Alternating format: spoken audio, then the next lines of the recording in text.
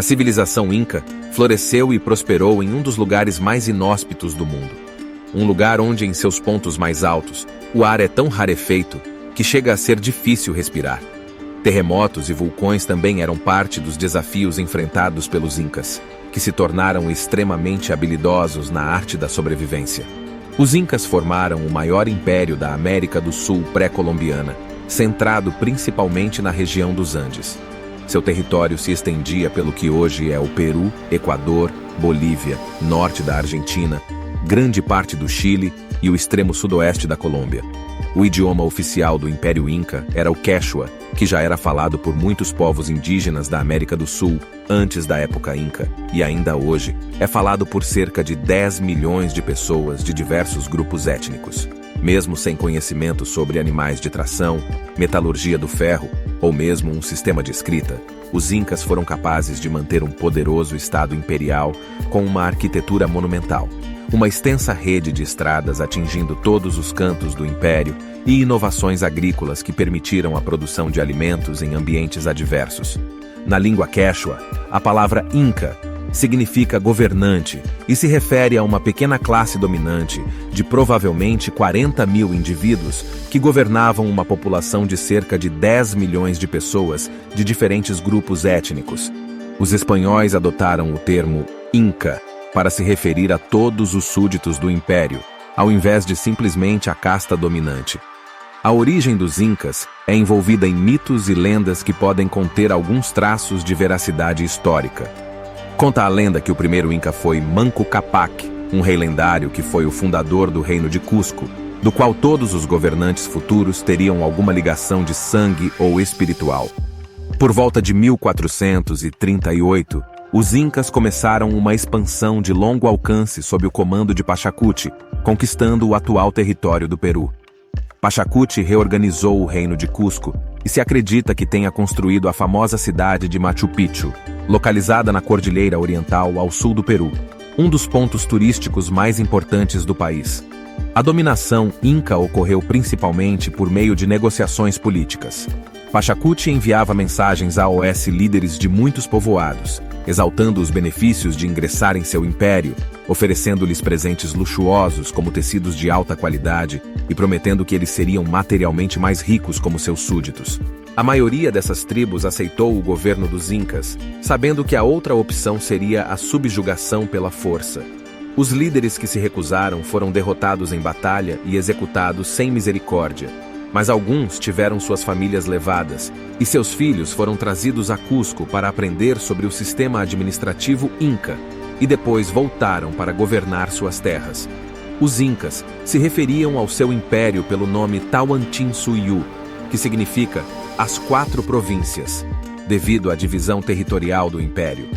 Os 4 cantos das províncias se encontravam no centro de Cusco, que exercia um papel semelhante a um distrito federal moderno. A separação das províncias foi provavelmente criada por volta de 1460, durante o reinado de Pachacuti. O grande líder Pachacuti teve um filho chamado Tupac Inca Yupanqui. Tupac Inca Yupanqui também se tornou um importante líder militar, responsável por expandir o Império Inca do Equador até a Colômbia, derrotando o também poderoso reino Xiri. De acordo com alguns historiadores, os papéis masculinos e femininos eram considerados iguais na sociedade Inca.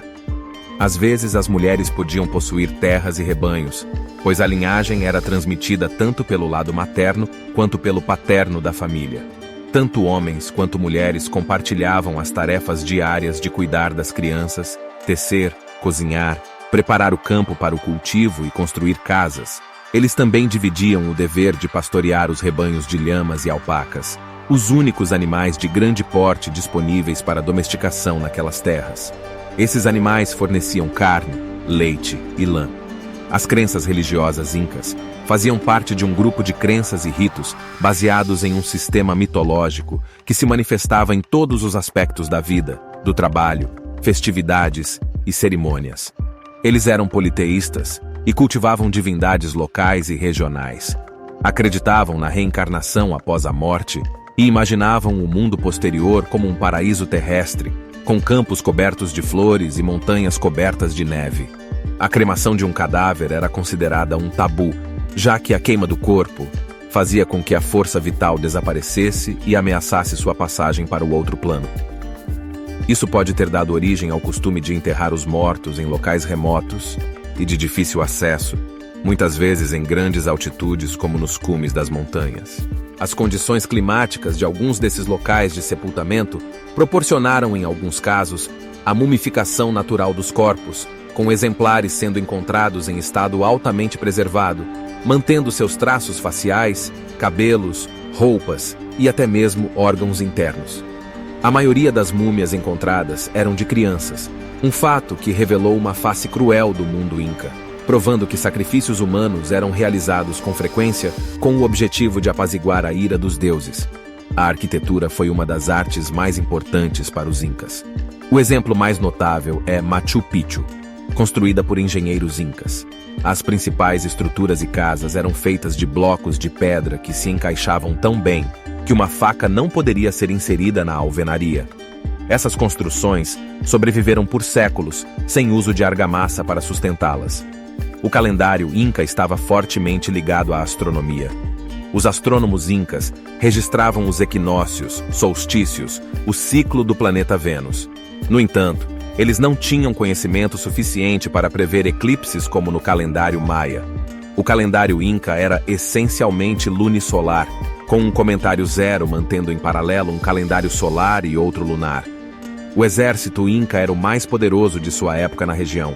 Qualquer aldeão ou fazendeiro comum podia ser recrutado como soldado no sistema de serviço militar obrigatório.